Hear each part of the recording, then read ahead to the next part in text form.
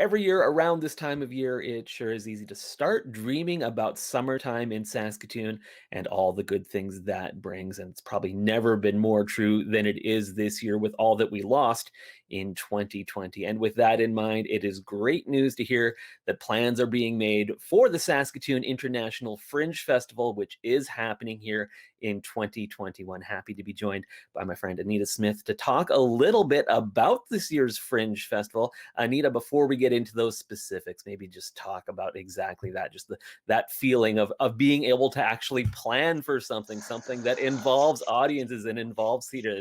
It's got to be a great feeling for you.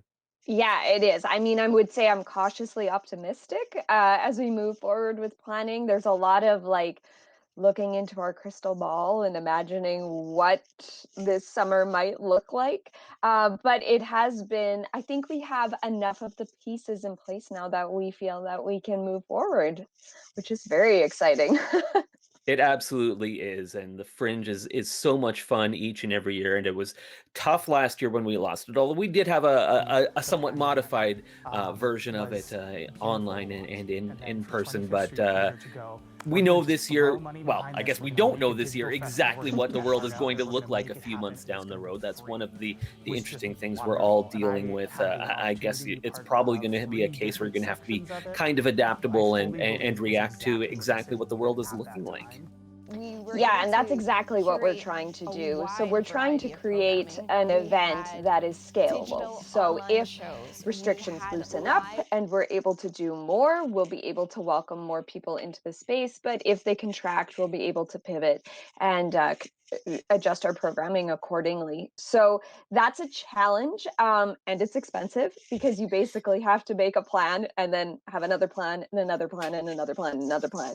So, but we are making it work as best we can. And I think just generally as theater artists, we are all learning so much more about the technology and how to make it work for our programming.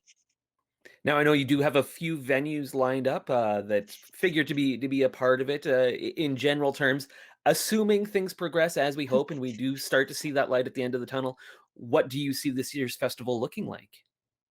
So right now, what we have planned is three stationary venues and one what I call touring show option. So our three venues that we will have are the Refinery, the Broadway Theater, and an outdoor stage in W.E. Graham Park. So all of those spaces, we will make sure that physical distancing is maintained, and we will limit the capacity, of course.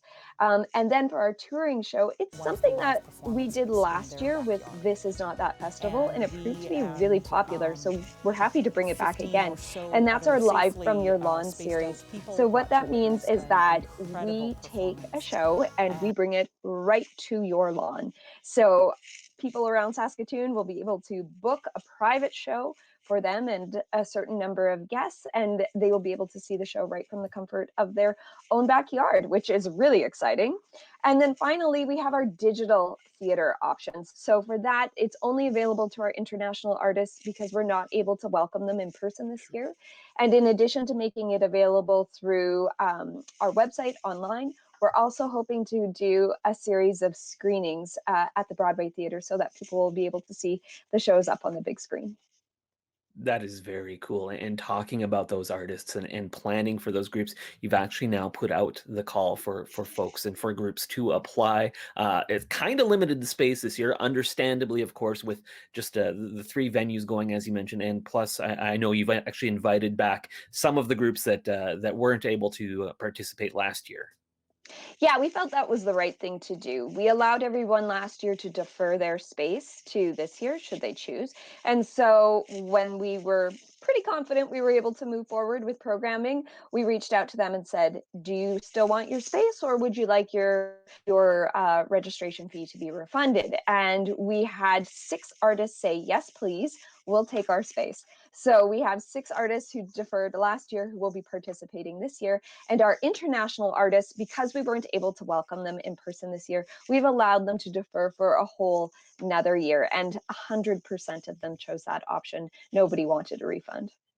Well, that's great to hear, and I think it's a testament to the draw of the Saskatoon International Fringe Festival, and the fact that people really want to be involved in it. Another thing that we lost last year with the cancellation of the regular festival was you were getting ready to launch this really cool Diverse Voices program. Talk a bit about that, and it sounds like it will actually be making its debut this year. Yes, I'm very excited about this. Okay, so Fringe festivals, the way that we run, the way that our legislation is in place through our association, the Canadian Association of Fringe Festivals, is that we are not allowed to jury any of the selections, which means if you want to be in our festival, we put your name in a hat and we pull it out, and whoever is selected gets to participate. Now, we've noticed that we have not had equitable representation at our festival in the previous years. So what we were allowed to do is we were allowed to create something called the Diverse Voices program, which means that we were able to hold 3 spaces for artists who self-identify as Indigenous, newcomers, refugees, or artists of color. So we were able to hold those spaces, and there's 3 of them that have been made available at no charge through the David Edney Fund for Theatre. So if artists are interested in participating, they can apply and they will not be charged a fee in order to participate in the 2021 Saskatoon Fringe Festival. Anita, this is all exciting news. Can't wait for this year's Fringe Festival more than any other year I can remember. So excited for that. If people need some more information on either applying or just keeping up to date on what's happening as we move closer and closer to those Fringe dates in the summer, 25thstreettheater.org is the website to check out. Anita, thanks for chatting with us today. Oh, thank you for having me.